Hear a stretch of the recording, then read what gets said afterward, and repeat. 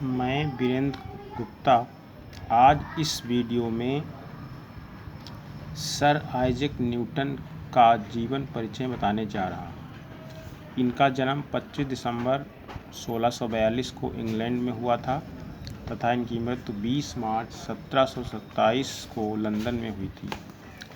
Life story of Newton.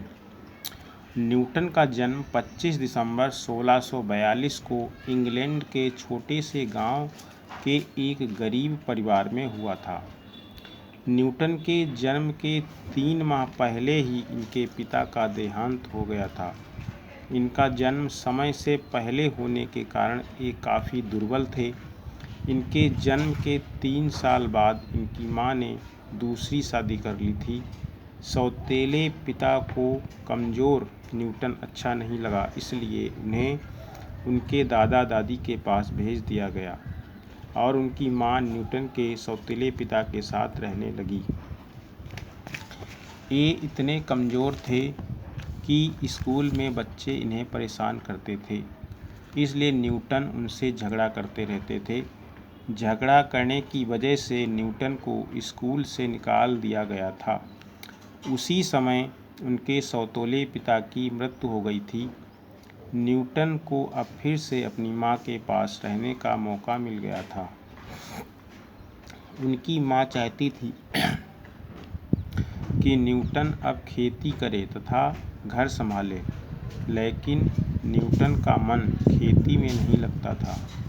School के अध्यापक की वजह से उन्हें फिर से लिंकन शहर के किंग स्कूल में पढ़ने का मौका मिल गया।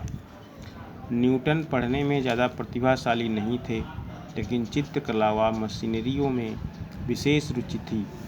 यह देखते हुए इनके चाचा ने 19 वर्ष की आयु में कैम्ब्रिज विश्वविद्यालय के ट्रिनिटी कॉलेज में एडमिशन करवा दिया। न्यूटन को अपनी पढ़ाई के लिए कॉलेज के धनी छात्रों तथा मित्रों के यहाँ काम करना पड़ता था। न्यूटन गैलीलियो, केपलर तथा अरस्तू की किताबें को पढ़ने में अधिक रुचि रखते थे। सन 1665 में न्यूटन ने कैम्ब्रिज विश्वविद्यालय से ग्रेजुएशन किया। स्नातक करने के बाद वे मास्टर की डिग्री प्राप्त करना चाहते थे, परंतु उन दिनों इंग्लैंड में प्लेग नामक बीमारी फैली थी। प्लेग की बीमारी के कारण विश्वविद्यालय बंद हो गया और वे अपने घर वापस लौट आए। घर पर उन्होंने गुरुत्वाकर्षण, प्रकाशिकी के बारे में सोचना प्रारंभ कर दिया था। एक बार वे छुट्टियां बिताने अपने गांव में आए थे। गांव में एक सुंदर बगीचा था।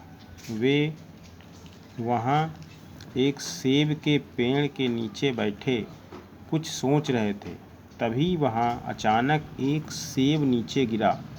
उनके मन में यह विचार आया कि यह सेब सीधे ज़मीन में क्यों गिरा या ऊपर दाएं बाएं क्यों नहीं गिरा तथा अन्य वस्तुएं ऊपर फेंकने पर ज़मीन पर क्यों गिरती हैं। उन्होंने निष्कर्ष निकाला कि सेब का ज़मीन पर गिरना विशेष कारण है।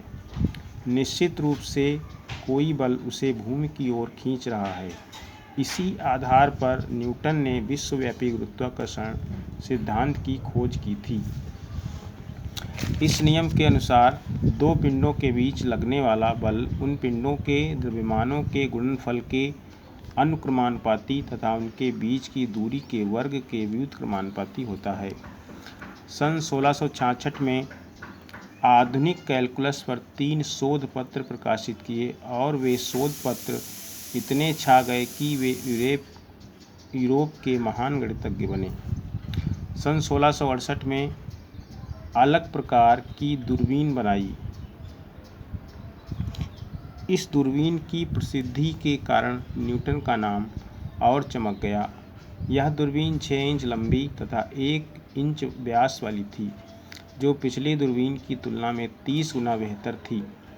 इसके द्वारा इस दूर स्थित ग्रह बृहस्पति व शनि को देखा जा सकता था। 27 वर्ष की उम्र में न्यूटन ट्रिनिटी कॉलेज के प्रोफेसर बन गए तथा 1703 में रॉयल सोसाइटी के अध्यक्ष बन गए। सन 1705 में क्वीन ने इन्हें नाइटहुड उपाधि से सम्मानित किया। यह महान गणितज्ञ, ज्योतिष एवं दार्शनिक थे जिन्होंने सबसे पहले गति के तीनों नियमों का पता लगाया तथा गुरुत्वाकर्षण सिद्धांत प्रतिपादित किया। इन्होंने गणित में कैलकुलस की नींव डाली तथा प्रिज्म की सहायता से पता लगाया कि श्वेत रंग 7 रंगों से मिलकर बनता है। 20 मार्च सन 1727 में यह संसार से विदा हो गए। कहते हैं कि जब तक दुनिया में विज्ञान रहेगा तब तक न्यूटन का नाम रहेगा। सन 2005 में एक अंतर्राष्ट्रीय सर्वे हुआ जिसमें न्यूटन को दुनिया में सबसे लोकप्रिय वैज्ञानिक का दर्जा मिला। यदि आपको यह वीडियो अच्छा लगे तो कृपया लाइक व सब्सक्राइब कर दें तथा अन्य मित्रों में शेयर करें। धन्यवाद।